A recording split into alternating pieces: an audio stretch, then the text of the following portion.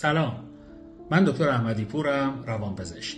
خیلی وقتا میبینیم که توی فیلم ها و سریال ها موضوع سلامت روان خیلی مهمه و بهش پرداخته میشه و فیلمنامه در واقع حول این محور میچرخه. سریال زخمکاری، سریالی که فصل 4 اومده و قسمت اولش رو شاید خیلی دیده باشید، سریالی که توی جذب مخاطب خیلی موفق عمل کرده و سازندگان این سریال کارشون رو خیلی خوب انجام دادن و موفق هم بودن تا این لحظه در جذب مخاطب. و اتفاقا بحث بر اینه که جایی که مخاطب زیاده و بینندگان بیشتری رو به خودش اختصاص داده، اهمیت ماجرا بیشتر میشه. اگر در چنین شرایطی اتفاقاتی رقم بخوره، مسائل عنوان بشه که از لحاظ علمی نادرست باشه، ممکنه تاثیر بیشتری روی مخاطب ها بگذاره و آدم‌های بیشتری از این قضیه دچار اشتباه یا گمراهی بشن. من متوجه هستم برای اینکه قصه شکل بگیره و داستان پیش بره، نویسنده باید از ابزارها و متریال‌های مختلفی استفاده کنه تا اون درامه شکل بگیره و به هدفی که میخواد برسه و تو این مسیر شاید لازم باشه که از مسائل مختلفی بهره ببره. اما نکته‌ای که میخوام بهش تاکید بکنم اینه که باید حواسمون هم به این مسئله باشه که استفاده از این مسیرها، ابزارها شاید خیلی هم از لحاظ علمی درست نباشه و از یک طرف درسته که مسیر قصه رو پیش میبره، ولی از طرف دیگه ممکنه سبب در واقع ایجاد باورهای اشتباه یا شکل‌گیری یک مسیر غلط در ذهن مخاطبش بشه. مثلا در همون قسمتی که سیما وارد حیات بیمارستان میشه و میخواد بره پدرش رو ببینه، در گوشه‌ای از تصویر، یعنی پشت سیما، فردی که در واقع لبه دیوار خوابیده به پهلو و دوتا گوشش رو گرفته و خیلی داره احساس ناراحتی میکنه و پاهاشو به هم میکوبه. احتمالاً میخوان نشون بدن که این آدم توهم شنوایی داره و داره از این داستان رنج میبره، ولی همچین تصویری به واقع غلطه. هیچ کسی به دنبال توهم شنواییش اینگونه رفتارهای در واقع عجیب و غریبی از خودش نشون نمیده و یک تصویر اشتباهه که داره به مخاطب ارائه میشه. یا به طور مثال اونجایی که پرستار آقا داره با سیما در مورد پدری صحبت میکنه، پشت اون تصویر 2 بیمار هستن که یک نفرشون ایستاده و حرکات غیر طبیعی داره، عجیب و غریب راه میره، دستاش با مدل خاصی گرفته. به نظر میاد این آدم یک معلولیت اصلا جسمانی داره و توی راه رفتن یا تعادل یا هر مسئله دیگه‌ای دچار مشکل هست. این که بخوام یک تصویر این مدلی و عجیب و غریب حتی برای مخاطب تا حدودی خنده‌دار از یک بیمار که درگیر مسائل خودش هست و با وادار شده که بستری بشه به جامعه ارائه بدیم، بسیار کار اشتباهیه و افراد رو نسبت به این بیماران در واقع دچار اشتباه میکنه و اونها رو با مدلی که هستند باور نمیکنه. در گوشه از این قسمت اشاره شد که پدر سیما افسردگی داره و اونو میخوان به یک بیمارستان دیگه‌ای ارجاع بدن. اون رو با ویلچر تا دم آمبولانس میبرن و وقتی که میخوان مثلا اون رو سوار آمبولانس بکنن، 2 نفر خیلی جدی اون رو از ویلچر بلند میکنن و میخوان حرکتش بدن. یا مثلا موقعی که میخوان لباس تنش بکنن، دارن به سختی کمکش میکنن که اون رو در واقع همراهی اون رو جلب بکنن. نکته‌ای که وجود داره اینه که درسته در برخی از موارد ممکنه افراد به دلیل بیماری اعصاب و روانشون بی‌تحرک بشن، ولی به واقع در بیماری افسردگی، حتی افسردگی‌های شدید هم این مدل از بی‌تحرکی که نیاز به یک کمک جدی برای راه رفتن داشته باشه وجود نداره و این هم در واقع یک تصویر غلط از یک بیمار افسرده است که داره نمایش داده میشه. یه نکته خیلی اشتباه و منفی وجود داره و اونم اینه وقتی که سمیرا به عنوان خیر وارد بیمارستان میشه، مدیر اون بیمارستان یا حالا مسئولی که اونجا هست لیست بیماران رو در اختیار سمیرا قرار میده. به هیچ عنوان هیچ کس حق دسترسی به اسامی بیماران رو نداره.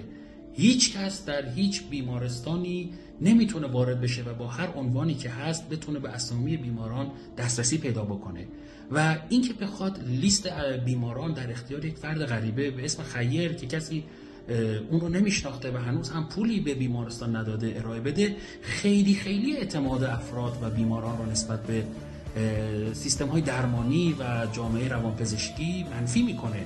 این خیلی اشتباهه. تمام زحماتی که همکاران من میکشن برای اعتماد سازی است و جلب بیشتر بیماران برای درمان و حمایت از اونهاست.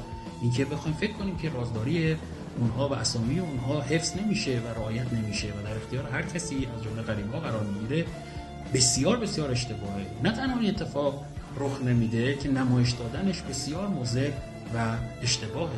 به خدا اگه خیارای مثل شما نباشن ما اینجا حتی نمیتونیم نفس بکشیم. بالاخره همه ما یه روز گرفتار میشیم. این بنده های خدام از بد روزگار اینجا. کلا چند نفر تحت پوشش اینجا؟ 89 نفر. همشون توی لیست هستن.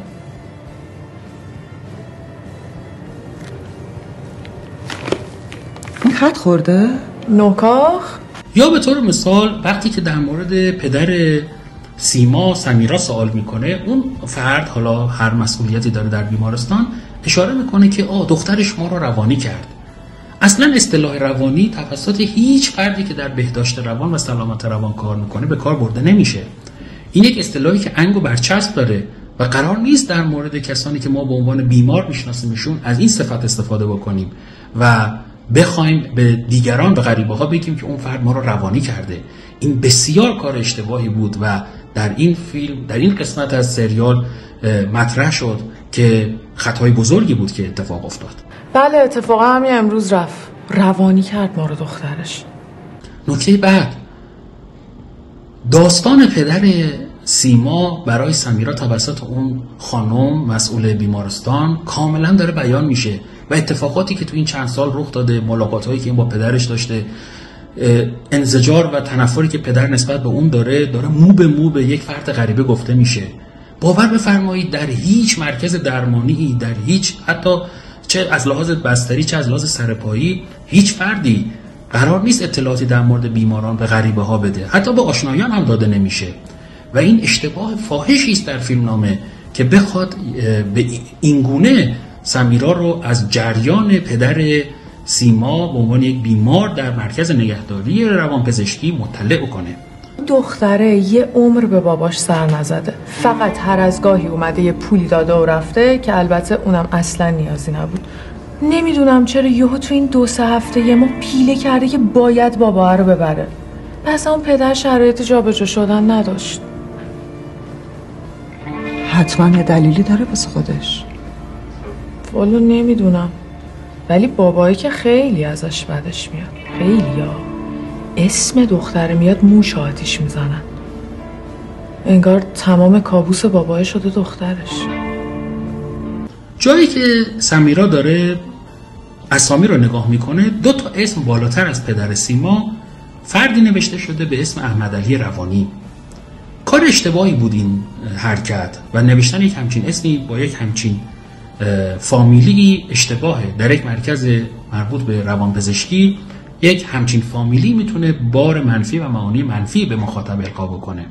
شاید بهتر بود که اگر قرار اسامی هم نوشته میشه، اسامی خنثایی باشه که این گونه منفی قلمداد نشه. البته خب قسمت‌های مثبتی هم وجود داشت. برخورد خوب پرستار آقا به با پدر سیما، اونجایی که میگفت دلتنگت میشیم یا پیشونیش رو بوسید، بسیار بسیار حرکت قشنگی بود و خوبی بود و این اتفاق به کرات رخ میده و ارتباط خیلی خوب، محترمانه، دلسوزانه، همدلانه بین کادر درمان با بیماران اعصاب و روان در همه مراکز درمانی دیده میشه و وجود داره که اینجا به خوبی در موردش پرداخته شد.